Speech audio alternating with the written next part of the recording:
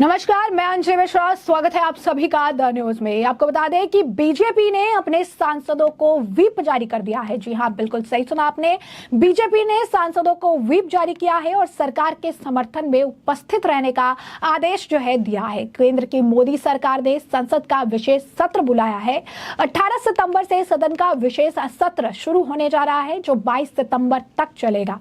हालांकि अब तक केंद्र सरकार की ओर से बुलाए गए इस विशेष सत्र का एजेंडा साफ नहीं हो पाया है, लेकिन विपक्ष अलग अलग दावों के साथ लगातार हमलावर है। इस बीच भाजपा ने अपने सांसदों को सदन में उपस्थित रहने के लिए व्हिप जारी कर दिया है। भाजपा ने पार्टी के सभी सांसदों को एक लाइन का व्हिप जारी किया है, जिसमें अत्यंत महत्वपूर्ण विधायी कार्यों पर चर्चा करने और सरकार के रुख का समर्थन करने के लिए 18 से 22 सितंबर तक सदन में उपस्थित रहने के लिए कहा गया है। संसद के विशेष सत्र को लेकर गुरुवार को सत्तारूढ़ बीजेपी ने अपने लोकसभा सांसदों को सदन में उपस्थित रहने का आदेश जारी किया है। व्हिप में कहा गया है कि सदन में कुछ अति महत्वपूर्ण विधायी कार्यों पर चर्चा और उन्हें पारित कराने के लिए उपस्थित रहे। जारी व्हिप में सभी सांसदों को अनिवार्य रूप से सदन में रहने और सरकार के पक्ष का समर्थन करने के लिए कहा गया है। आपको बता दें कि संसद के विशेष सत्र के एजेंडे को लेकर विपक्षी दलों द्वारा उठाए जा रहे सवालों के बीच सरकार ने बुधवार को विशेष सत्र का एजेंडा साफ कर दिया है। संसद के आगामी विशेष सत्र के दौरान आजादी के 75 साल संविधान सभा से लेकर आज तक की उपलब्धियों पर चर्चा होगी। इसके साथ ही सरकार की तरफ से यह भी स्पष्ट कर दिया गया है कि 75 वर्षों की यात्रा पर चर्चा के साथ साथ 4 महत्वपूर्ण विधेयक भी विशेष सत्र के एजेंडे में शामिल है। हालांकि आपको ये बता दें कि आमतौर पर यह टेंटेटिव एजेंडा होता है और सरकार सत्र के दौरान भी इसमें कोई नया एजेंडा जोड़ सकती है या इनमें से किसी को हटा भी सकती है। विशेष सत्र को लेकर लग रही अटकलें देश के राष्ट्रपति को जरूरत पड़ने पर संसद का विशेष सत्र बुलाने का अधिकार है। केंद्र सरकार ने इसी प्रावधान का प्रयोग करते हुए राष्ट्रपति से संसद का विशेष सत्र बुलाने की सिफारिश कर मंजूरी ले ली है। यह बैठक संसद के पुराने भवन के बाद नए भवन में होने की जानकारी है। रिपोर्ट्स की माने तो इस दौरान करीब 10 विधेयक पेश किए जा सकते हैं। अभी सरकार की तरफ से संसद का विशेष सत्र बुलाए जाने के बारे में विस्तार से कुछ नहीं बताया गया है। लोकसभा सचिवालय सूत्रों को भी इस बारे में कोई जानकारी नहीं है। सचिवालय के एक वरिष्ठ अधिकारी के मुताबिक संसद का विशेष सत्र पहली बार 1970 के दशक में बुलाया गया था। इसके बाद से कई बार संसद के विशेष सत्र का आयोजन किया गया। अब किन बिलों पर चर्चा हो सकती है, ये बातें सामने आई है। तो बता दें आपको, राज्यसभा के बुलेटिन के मुताबिक संसद में विशेष सत्र में 3 या 4 बिलों पर चर्चा हो सकती है। लोकसभा में भी 2 बिलों पर चर्चा होगी। पहला जो बिल होगा वो है पोस्ट ऑफिस विधेयक 2023, मुख्य चुनाव आयुक्त और चुनाव आयुक्तों की नियुक्ति, सेवाओं और कार्यालय से संबंधित विधेयक, निरसन और संशोधन विधेयक 2023 पर चर्चा हो सकती है। ये 3 राज्यसभा में और लोकसभा में निरसन संशोधन विधेयक 2023, अधिवक्ता संशोधन विधेयक 2023, प्रेस और पत्रिका पंजीकरण विधेयक 2023। इन बिलों में सबसे चर्चित है मुख्य चुनाव आयुक्त की नियुक्ति से जुड़ा विधेयक।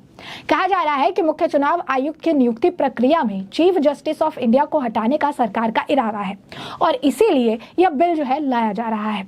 यही नहीं, अभी तक मुख्य चुनाव आयुक्त को चुनने वाली कमेटी में प्रधानमंत्री, लोकसभा के नेता प्रतिपक्ष और मुख्य न्यायाधीश होते हैं। नए विधेयक में मुख्य न्यायाधीश की जगह कैबिनेट मंत्री को शामिल किए जाने की बात कही गई है। 17 सितंबर को विशेष सत्र से एक दिन पहले संसदीय कार्य मंत्री प्रहलाद जोशी ने सर्वदलीय बैठक बुलाई।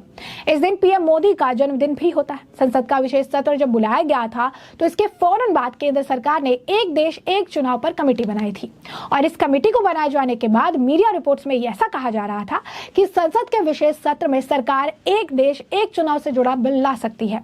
हालांकि संसद की ओर से बुधवार को जारी बुलेटिन में एक देश एक चुनाव का कोई जिक्र नहीं है।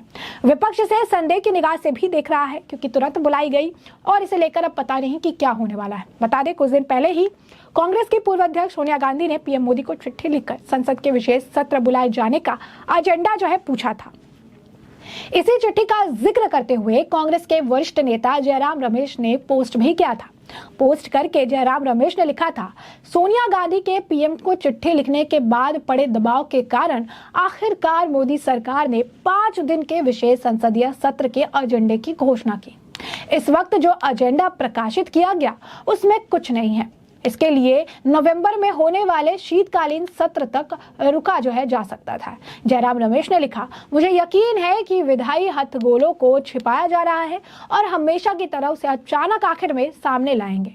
पर्दे के पीछे कुछ है। और कांग्रेस नेता ने बताया कि INDIA गठबंधन से जुड़ी पार्टियां मुख्य चुनाव आयुक्त विधेयक का विरोध करेगी। तो आप समझिए कि कई सारे जो बिल्स हैं वो इंट्रोड्यूस किए जा सकते हैं। एक चुनाव वन नेशन वन इलेक्शन का जो एजेंडा है ये भी लेकर आया जा सकता है, इसे भी विधेयक के तौर पर किया जा सकता है। कई और मुद्दे हैं जिससे विपक्ष डरी हुई है कि विशेष सत्र तो बुला लिया गया है, लेकिन इस विशेष सत्र में कई सारी चीजें तो नहीं होगी, कई सारी अलग बातें तो नहीं निकल कर आ जाएगी। और ऐसे में अगर आप देखेंगे तो इस बिल से भी, जैसा कि कांग्रेस कह रही है कि वो बिलों का विरोध करेगी, वो बिलों से आप कहिए कि के समर्थन में नहीं होगी, तो ये व्हीप जारी करके ये विशेष सत्र में सभी सांसदों को सभी जितने भी बीजेपी के नेता है उन सभी को प्रेजेंट रहने के लिए बोला गया है। राज्यसभा और लोकसभा दोनों जगह कई सारे महत्वपूर्ण बिल आ सकते हैं और इस बिल को कहीं मोदी का मास्टर स्ट्रोक भी बताया जा रहा है। कहा जा रहा है कि आने वाले समय में यह बिल विपक्ष के लिए, पूरे विपक्षी गठबंधन INDIA के लिए बड़ा झटका साबित हो सकता है, क्योंकि जैसा कि हमने आपको बताया कि स्ट्रेंथ के मामले में, जैसे कि अभी हाल फिलहाल में अगर आपने देखा होगा कि दिल्ली को लेकर जो बिल था, ऑर्डिनेंस जो था, उस पर भी इन्होंने लोकसभा और राज्यसभा दोनों जगह से पास करा लिया, क्योंकि मेजॉरिटी में इनकी अपर हैंड से, अगर एक हाउस में है और दूसरे में उन्हें समर्थन मिल गया था तो वहां पर भी उन्हें ये बिल उन्होंने पास करा लिया। तो उसी तरीके से अगर आप कहेंगे बीजेपी के पास इतनी तादाद में मेजॉरिटी है, बोथ हाउस में कहेंगे तो एक हाउस में ज्यादा, एक हाउस में अगर कम कहेंगे तो लोकसभा में ज्यादा और राज्यसभा में अगर कम है, तो वहां पर भी समर्थन मिल जाने के बाद से ये मुकाबला बराबर बराबर का हो जाता है। और ऐसे में बीजेपी को यहाँ पर भी अपर हैंड मिलता है। यानी अगर बीजेपी कोई विधेयक लेकर आती है, बिल लेकर आती है, तो उन्हें उसे पास कराने के लिए कम जद्दोजहद करनी पड़ सकती है और ये विपक्ष के लिए एक, आप कह सकते हैं कि बड़ा परेशानी का कारण बन सकता है। और यही कारण है कि इस तरीके के कि कई अलग बिल ना आ जाए, वन नेशन वन इलेक्शन वाले को बिल ये ना बना ले, क्योंकि इसे लेकर कमेटी भी बना दी गई। रामनाथ कोविंद को इसका आप कह सकते हैं कमेटी का हेड भी बना दिया गया है।